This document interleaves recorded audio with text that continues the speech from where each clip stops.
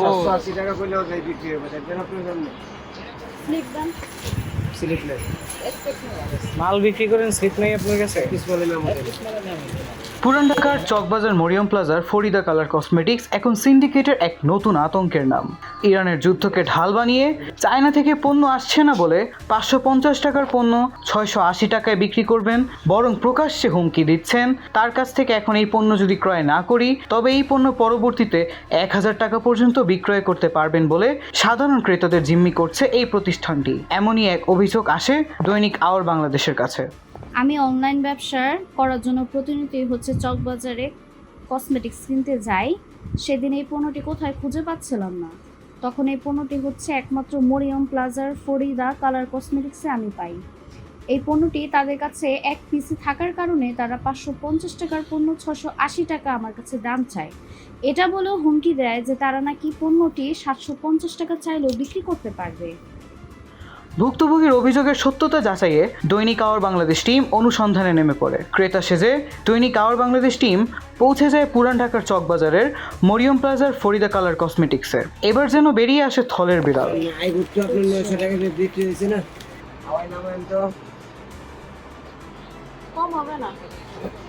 780 টাকা করলেও যাই বিক্রি হবে, দেখবেন আপনার সামনে। পাইকারির দাম তো আপনারা বেশি। বর্তমানে 780 টাকা দিচ্ছেন, যেটা পাইকারি যাই মাল তো নাই।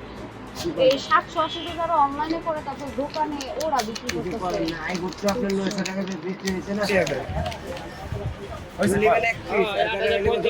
তো কত টাকা লিখবেন না? 40 টাকা করে দেখবেন না বডিতে কেমনে বুঝুন? লিখলেন তো? স্লিপ দেন। স্লিপ নেই,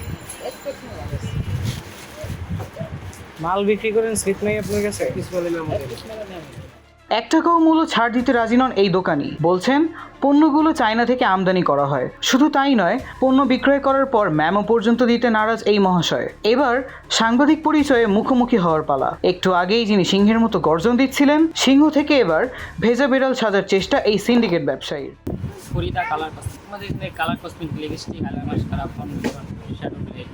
আলহামদুলিল্লাহ বর্তমান ঈদের ডাল সিজন তো এখন একটু ব্যবসা পরিস্থিতি কমই, আলহামদুলিল্লাহ চলে যাক। আলহামদুলিল্লাহ আল্লাহর রহমতে না আমাদের কোনো সমস্যা থাকবে। আমাদের এগুলো দৈনিক বিজনেস, একটা মার্কেটে মাল আনতে গেলে 5-10 টাকা কম বেশি থাকতেই পারে স্বাভাবিক, এটা তো আমি বলতে পারি না।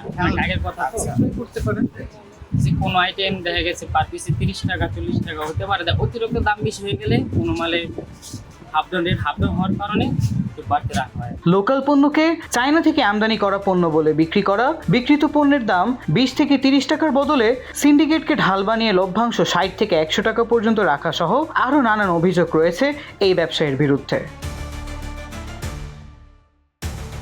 আমাদের অনুসন্ধানের এক পর্যায়ে দোকানে উপস্থিত ব্যক্তি প্রথমে নিজেকে দোকান মালিক বলে দাবি করলেও পরবর্তীতে জানান দোকানটি তার বড় ভাইয়ের। আমাদের সংগৃহীত দোকানের ভিজিটিং কার্ডে পাওয়া নম্বরে এবার ফোন করলে ফরিদা কালার কসমেটিক্সের কর্ণধর ফোন রিসিভ না করে কথা বলতে থাকেন হোয়াটসঅ্যাপে। অনেকবার চেষ্টা করার পরও তার সাথে অন ক্যামেরায় কথা বলা সম্ভব হয়নি। ভুক্তভোগীরা এমন সিন্ডিকেট ব্যবসায়ীদের বিচার দাবি করেন প্রশাসনের প্রতি। আমি বাংলাদেশের প্রশাসন এবং সরকারের কাছে এদের বিরুদ্ধে অভিযোগ জানাচ্ছি। এদেরকে দ্রুত যাতে আইনের আওতায় আনা হোক এবং অনুরোধ করছি সাধারণ জনগণ এসব সিন্ডিকেট ব্যবসায়ীদের কারণে ভোগান্তি। যুদ্ধের বৈশ্বিক সংকট কখনোই অসাধু সিন্ডিকেট ব্যবসায়ীদের অতিরিক্ত মুনাফা লাভের হাতিয়ার হতে পারে না। এই সিন্ডিকেটের বিরুদ্ধে আওয়ার বাংলাদেশ অনুসন্ধান করলে প্রথম সারির পত্রিকার গণমাধ্যম কর্মী পরিচয় দাবি করে ফরিদা কালার কসমেটিক্সের সুপারিশের জন্য যোগাযোগ করেন এক ব্যক্তি।